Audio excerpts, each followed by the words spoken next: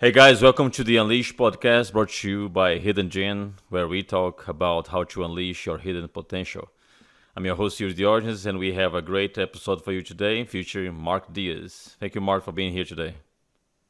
You're very welcome. Excited.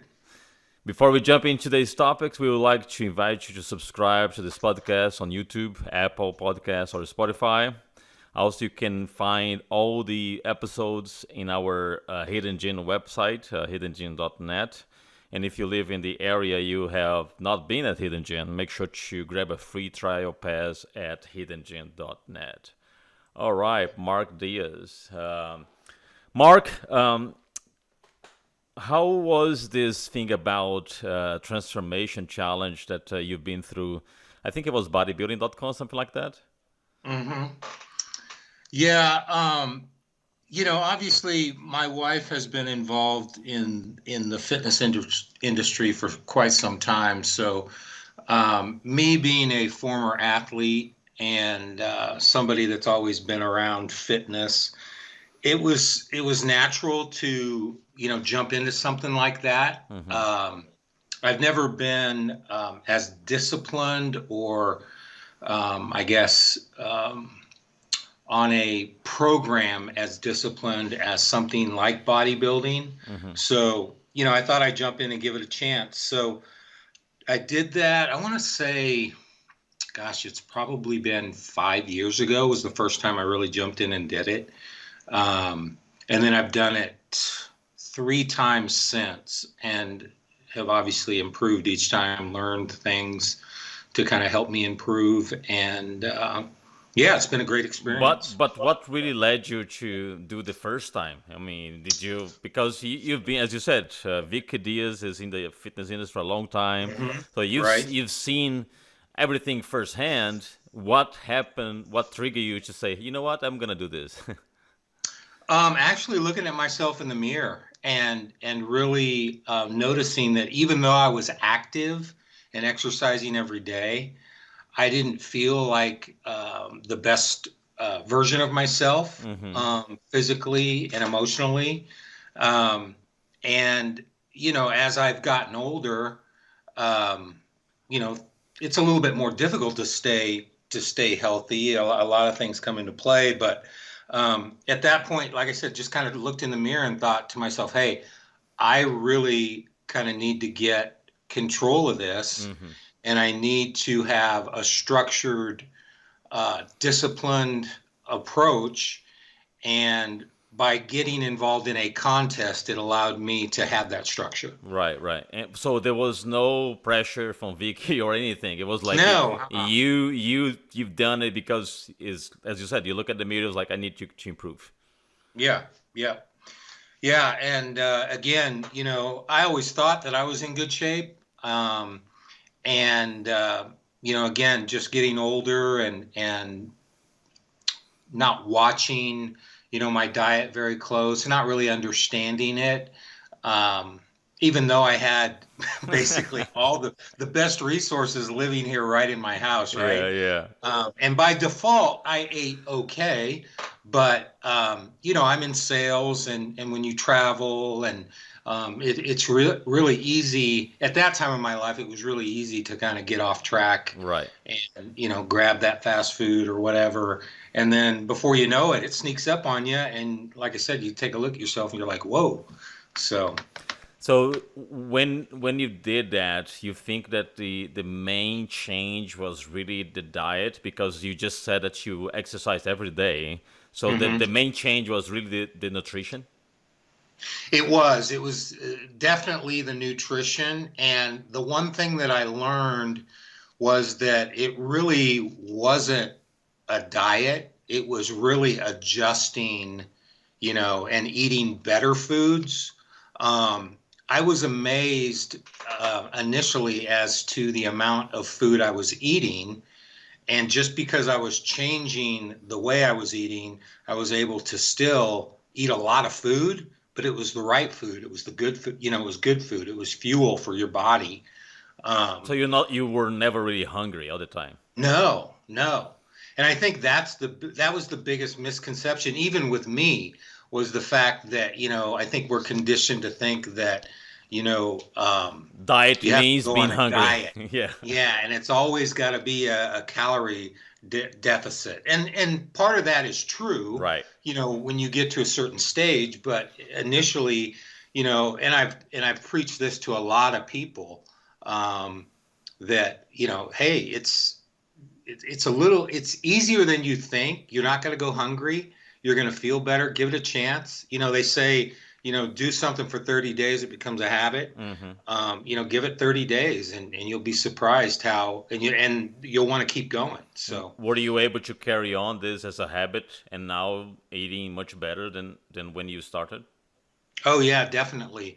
And again, just learning more, and I'm continually asking my wife questions about, just whether it be vitamins, nutrition, how this food affects, your body in terms of inflammation and, that kind of thing. And I learn stuff, probably every week that are, I know, secondhand, second nature to her, but it's for the everyday person. It's a lot of good information that you know is. Nowadays, your diet is more based on a static program, or you go more for the macronutrients and you try to adjust based on the macros? Right now, it's more of a static, just good food nutrients. I'm not so much focused on the micros or the macros, and again, I can kind of feel, Hmm. just just feel my way through it, just knowing, having gone through this 3 times, knowing what I need to eat, and I can tell if I'm not getting enough water. I can tell if I'm not getting enough, protein. So I try to definitely stay on track, but it's a much more relaxed program. And again, go out and have my pizza. Hmm. I go out and have my burger. I'll drink a beer every once in a while, but it's being able to manage that and be smart about it, and then just get back on track the next day. Yeah. So, what was when you did the challenge for the first time? What was really the most difficult part for you? The most difficult part, let me think. Gosh, wow, I would say probably once we got to the tail end, really trying to lean up, and you really had to be focused on, getting up and doing your cardio. I think the program I had, I was doing fasted cardio in the morning because I really wanted to, it was a contest, so get as lean as I could. Hmm. So it was almost like you were preparing to get on stage for a bodybuilding contest without getting on stage. Right. So that was probably the most difficult, and continues to be when I've done it each time. I think that last 4 weeks, that last push has been the most difficult, but it's been the most rewarding. Right. And and I say the most difficult part is really, um, getting up in the morning, getting out of bed, Hmm. Hmm. at 5 o'clock, and getting that cardio in. But I tell you what, the one time that I get up and just make the decision to move, um, and just kind of kickstart it, then it's easy. Yes, Uh, and as you yeah, said, it's very rewarding because once you finish, you have that feeling of wow, I did it, right? And then yeah. you feel so much better. Yes, and I'm 57 years old, so and I look at, and again, not to I guess put other people down or anything like that, but I look at a lot of people my age in the general public, and I don't feel like I look 57. I actually You thought know, that you were like 45. yeah, and I get that a lot, and I take pride in that, because I know a lot of people that are my age that either definitely look that old or even older, and again, I know there's some genetics there and things like that And that come also, into you have play. a good foundation because, as you said, you were an Right, athlete in the past. You were always active, so right, you just needed that adjustment on your nutrition. right, exactly. But you brought up a good point about age, and I'm 46, and one thing that I notice as soon as I turn past 40 is that recovery is way harder after 40s, Mhm. right? I mean, I wake up with sore and things like that. Do you have the same problem sometimes? Oh, yeah, definitely. And you know what? That's probably one area I still really need to work on. And I'm trying to work on it more by incorporating, just you talk about recovery, after I do my cardio or, making sure that I'm stretching, making sure that, I haven't gone and done the cryo yet, but I need to do that. Hmm. I need to take care of my body more. I'm getting back into the chiropractor. Those small maintenance things are very, very important. And I think it comes down to, prioritizing those things and making them a part of making the decision to make those a part of your life. Some people, might pass on that because they, one, feel like they don't have the time, they don't feel like it's really helping, or they don't have the money to do it. But, you're investing in yourself. So I think it's really important. Yeah, and probably now, or actually since last year with COVID, you are not traveling that much anymore, right? Right, right. Yeah, And my job actually has changed quite a bit. Not only related, I mean, COVID has affected it, but probably within the last 2.5 years, I went from on the road pretty much, gosh, probably 15 days out of the month, driving to see accounts. Whereas now I'm more of a manager and I oversee a region. hmm. So when I do travel, I fly. But, COVID has really kind of changed the way we've done business. So it's allowed us to realize that we can do a lot of this work From home. behind the computer Yeah. and on Skype or Zoom and save a lot of money. Yeah, yeah. And and And and travel. and the positive side of that is that since you are at home for the most part, you have way more control of your food, of your schedule. So really it reduces the excuses, right? Because you really don't have a lot of excuses now. Oh, I don't have time. Well, I think you do have time. Right. It really has, but then again, it's also put the pressure on making the right choices because, we still have a high schooler here in the house and we know what kind of food high schoolers like.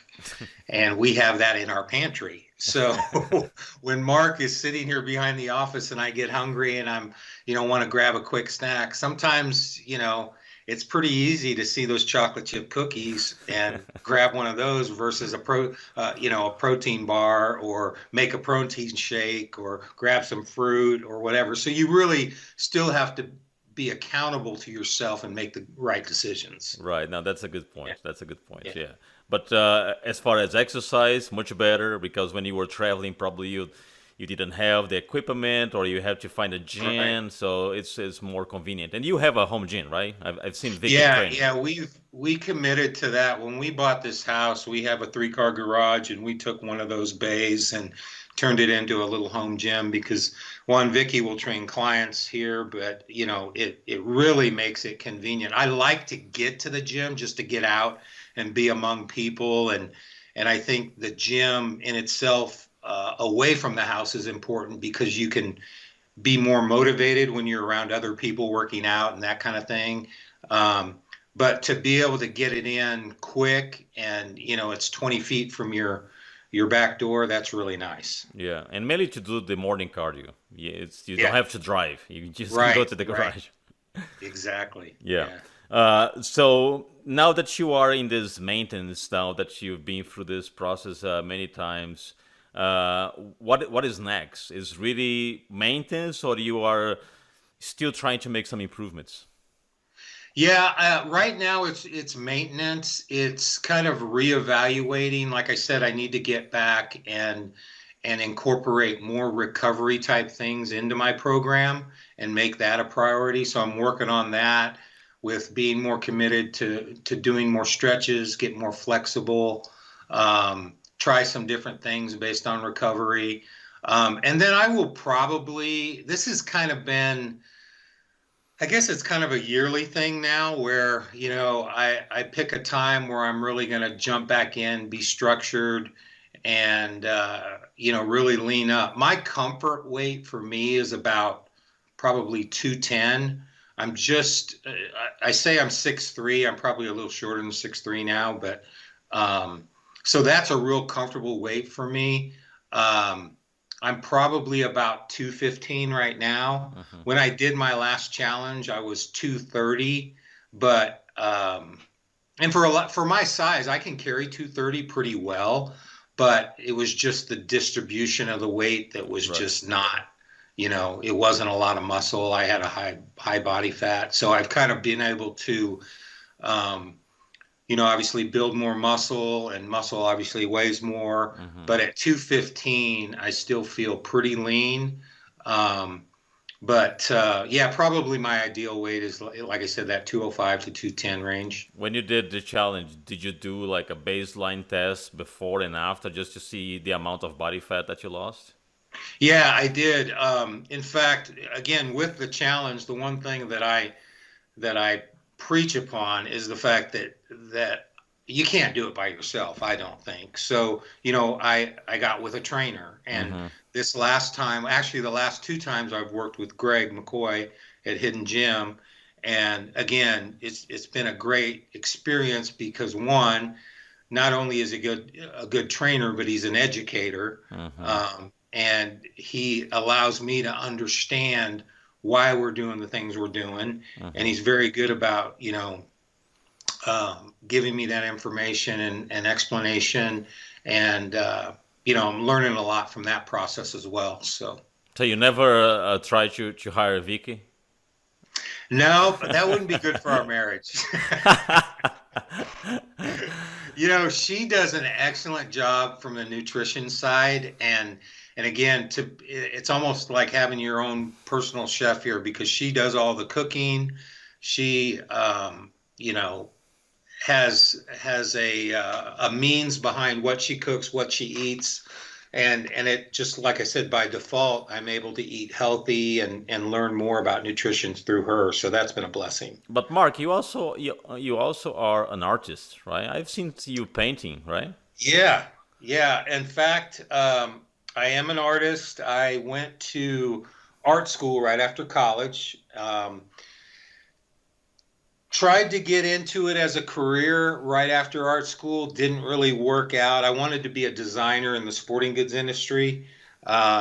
Things didn't work out. I kind of put it on the shelf for a while, and probably within the last 5 years have brought it back out and really got into it again and pursued it more from a painting rather than a design Mm-hmm. perspective. So I've really gotten into painting, and it's really been a good, I guess I'll call it a hobby at this point, for me to have and get away from work, get away from fitness, Yeah. and just kind of be in my own mind space.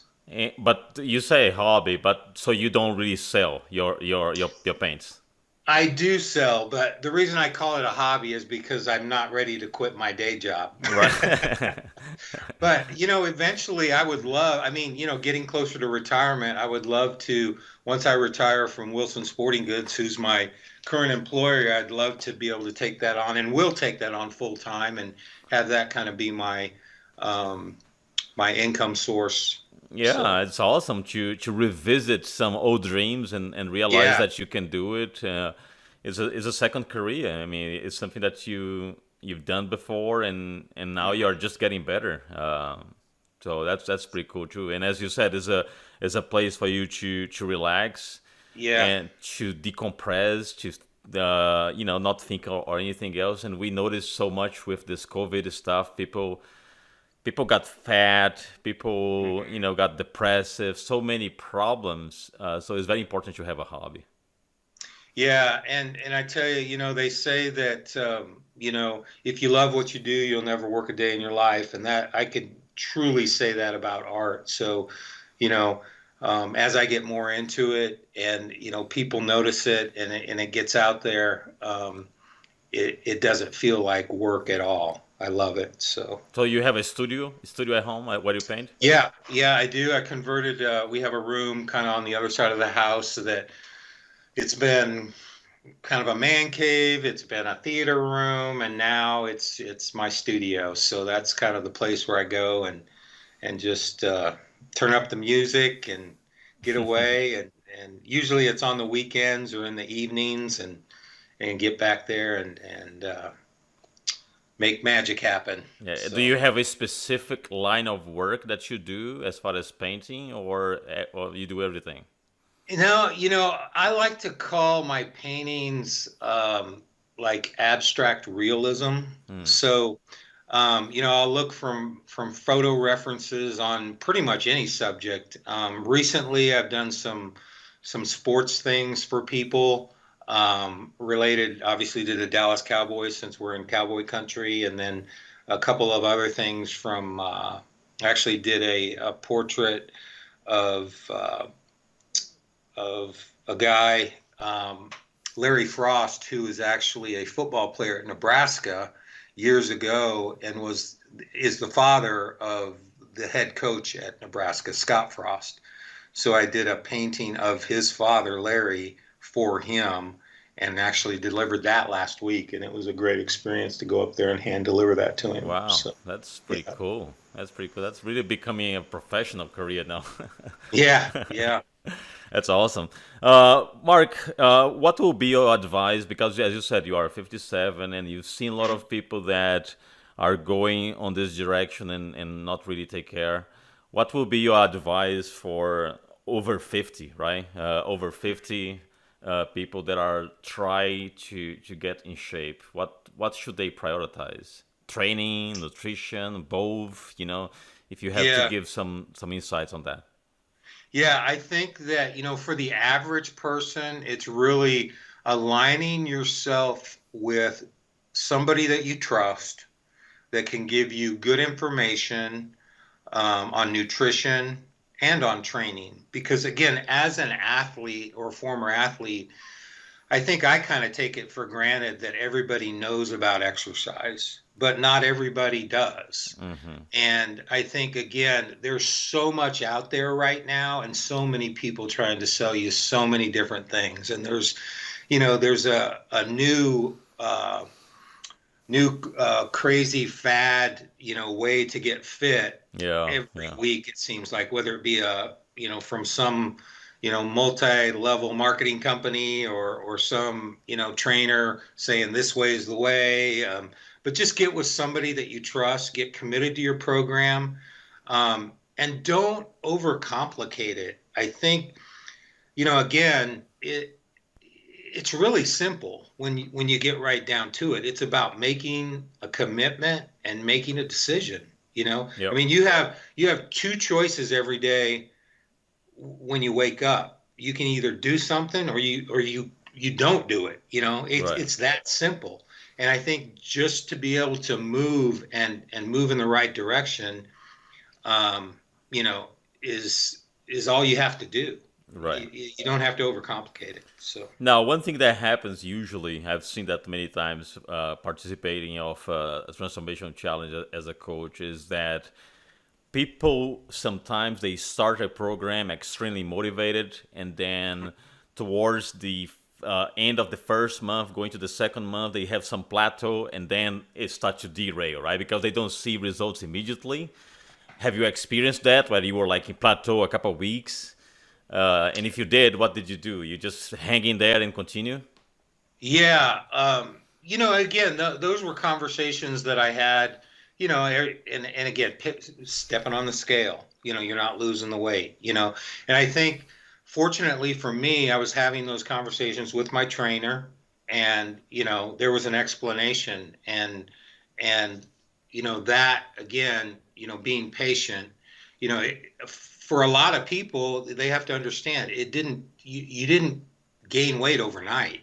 Right. It was a process. Mm-hmm. And to reverse that process, it's going to take time. Right. And again, it's kind of cliche, but you have to trust the process, right? Yeah. And I've learned that it's exactly that. Trust the process.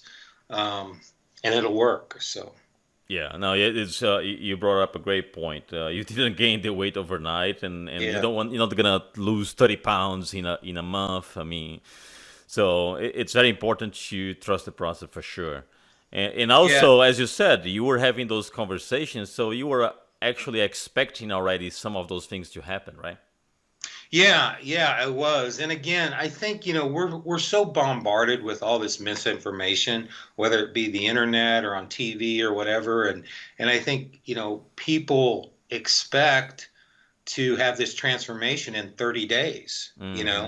and it's just not realistic. And again, I think it's important to have that trainer or even be a part of some kind of, I guess I'll call it a support group. And that support group could be, the people that you meet at the gym to work out or have Yep. a workout partner, or, there's all kinds of places and groups that I think you can be involved in to keep you accountable and keep you motivated.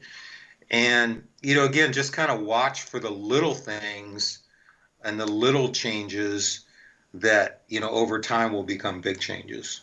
One thing that I always mention is that motivation is something really good, but you're not gonna always have it. But if you have Right. the discipline, you're gonna make it happen. So, Right. what is your take on discipline? My take on discipline, I had a fight with discipline today. I had to get my cardio in, and I really wanted to. For me, when I have a schedule in mind, whether it be working out every day, um, getting my cardio in, or whatever, and I don't do it, it just hangs like a black cloud over my head. So, for me, having that discipline to make the decision to do it, get into the garage, get on the bike, start going, and just Get it start doing done. it. Get it done, Yeah, right? get it done. I can't remember the author, but there was a lady that came out with a book. It was called the 3 second rule, I think. Hmm. 3 second rule or 5 second rule. But anyway, what it came down to is count to three. Hmm. Count to three, three, two, one, and get out of bed. And you start that motion and make the commitment to that, and just get going. You know, Yeah. and it's very simple. Yeah, Very it simple. is very simple. And as soon as you start implementing this as your daily activity, it becomes easier because it becomes second nature. Mm-hmm.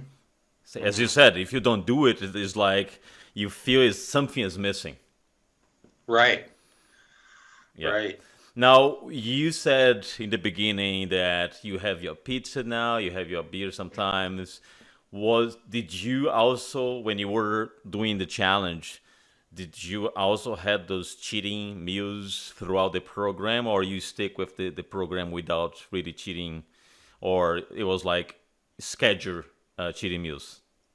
Yeah, I was able to have some cheat meals, and again, at the discretion of my trainer. Mm-hmm. Listening to him, and the one thing, this last challenge, and I tell people this all the time now, the savior for me was that Vicky bought an air fryer, because part of my diet was, eating um, potatoes or carbs, and Mm-hmm.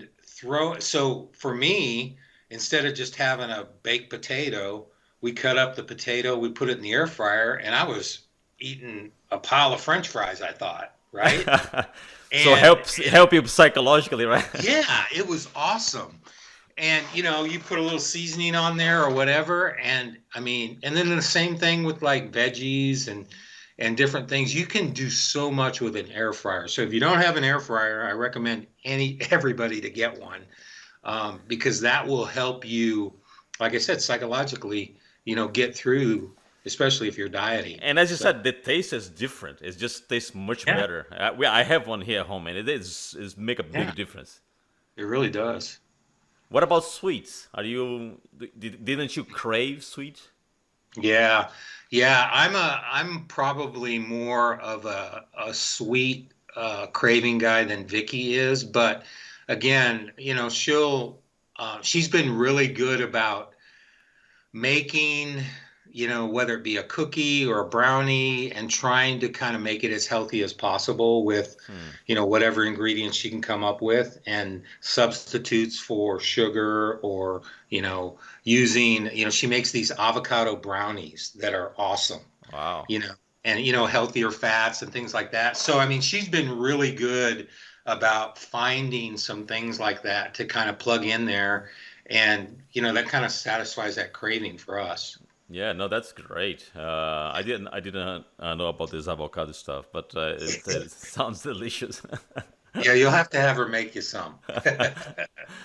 That's awesome, Mark. I think your tips and your testimony is extremely important because there is a lot of folks that after 50 they usually gave up, right? They just say, "Well, I'm Mhm. too old for that. I'm just gonna give up." They just believe that this time is gone, and Yeah. you proved that it's not. You can always regain your energy, be more active, and by doing the right thing.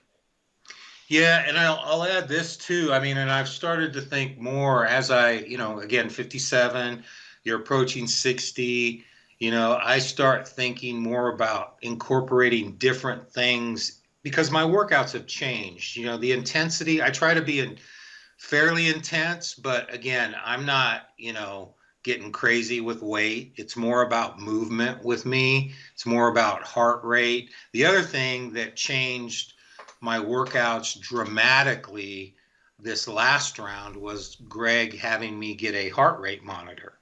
So that for my cardio alone Yeah, was a huge win because I'd never really watched my heart rate, yeah. And so with that, I knew, when I was in the work zone to burn fat, Hmm. and that made a huge difference. So that's one other thing I'd recommend. But going back to the way that I work out, as I approach 60, I want to start doing more things that involve, hand-eye coordination and, like I said, flexibility. Mobility too. Yeah, and mobility, and Yeah. yeah, that kind of stuff. Because again, I think that's important too as you get older because, your reflexes aren't as quick and things like that. So if you exercise and incorporate those, you can maybe slow that down a little And bit. I'm gonna recommend one more thing to you. I'm not sure if you ever tried this, but if you try, you're gonna get addicted to it. You should try Brazilian Jiu-Jitsu. Oh, Yeah, yeah. yeah, that's Yeah, if something I can that if I can get the courage up to do that. no, but you're gonna love it. You're gonna love. At the gym that I work, we have folks with 55, 60, 65. Is absolutely amazing how they feel. After a session, it's addictive. You should try. Yeah, you're exactly right. I think that's great advice. Trying things like that, kind of getting out of your comfort zone. Another thing that I see all the time when I go to Hidden Gym is, T-Max boxing over there, right? Mm. And I've thought about, trying to maybe get into one of those classes just to switch it up and do Yeah. something different, No, you should you know? try. You should try that too. I did once, and it's killer, killer, killer cardio. It's a whole different level of cardio. You should Yeah, really try. It's really good. yeah. But it's important to diversify because you will notice that your body responds differently, and it just gives you a different dimension also in options to stay in shape.